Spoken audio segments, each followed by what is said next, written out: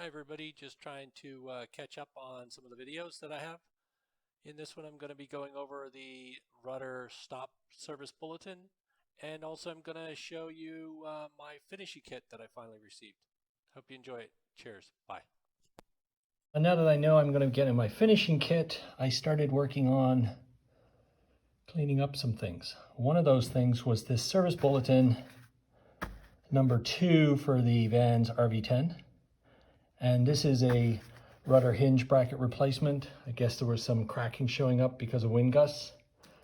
So the first thing you got to do is back here, you'll see there are 6 rivets that were here.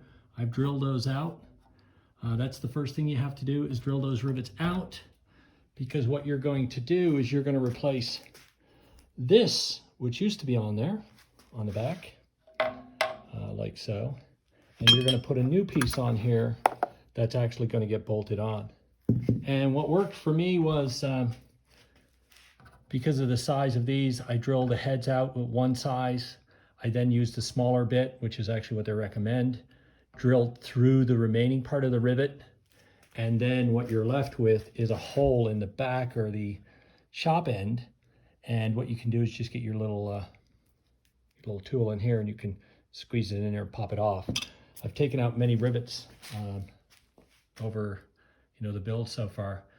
These were difficult because they're so long, so that seemed to work out not too bad. So the next thing is really, it's you've got to cleco this on, and then you're going to drill these holes out. And obviously I need to deburr this, and they go in kind of like that. So those become your new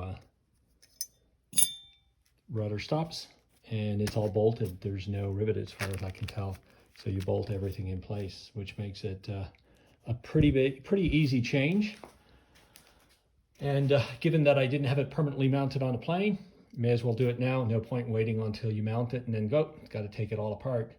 Do it now, get it out of the way, and go from there. But I'll share a little more as I go through. But really, it is very basic.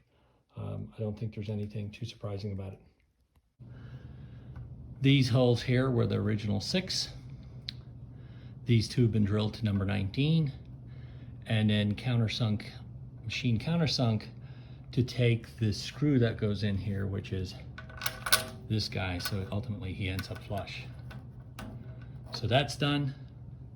That was drilled through to this bracket, and that's about it. And you put it together. There's the finished product. The screws, 4 screws holding it on, the rudder stop. You fill in the hole that was for the second bracket. You just put another rivet in there and squeeze it in. And then on the back, you can see it's just bolted in. I haven't tightened this down yet because I'll prime the rudder stops themselves. But, pretty straightforward, nothing surprising. And I'd say the biggest thing about this was just finding the right tools to be able to tighten them in. But that's it for now, and then I'll just, like I said, come back, prime this.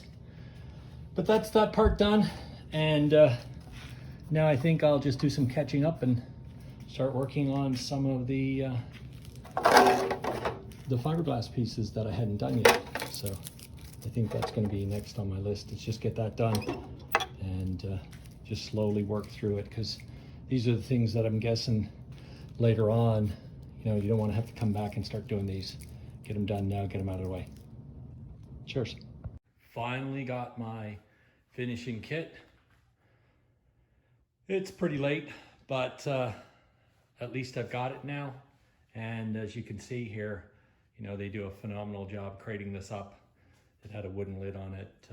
I just took it off, but it looks well packed in here. So now I'm gonna start pulling it all apart and check and make sure everything's there. But the next phase begins. I didn't show the actual unboxing and the inventory. I think lots of people have done it. And plus, for the finishing kit, most of it's pretty big items. What surprised me is once you see that cowling, it is much bigger than I expected. I mean, until you see it, you really don't grasp just how big that engine is when it's in there and how big that is. But you can see here, Oregon Aero, the seats, these look absolutely phenomenal. And you know, the front wheel, the main gear, of course the engine mount. One thing I didn't realize is you really need to think about the firewall forward kit as well. I hadn't thought about that, so that's something I'm going to have to look at, and that includes things like the governor and so on, so you want to think about it. And then on top of all of that, you know, here's the outside skins for the doors. The doors come in 2 pieces, and then of course all of the various fiberglass for the spinner, the wheels, and of course the side windows. But you know, overall the packing, and I've got a few pictures in there just kind of showing it, the packing of this was absolutely incredible. They did such a phenomenal job, and you know, there was no chance anything was going to get damaged. As always, thanks for watching and have a great day.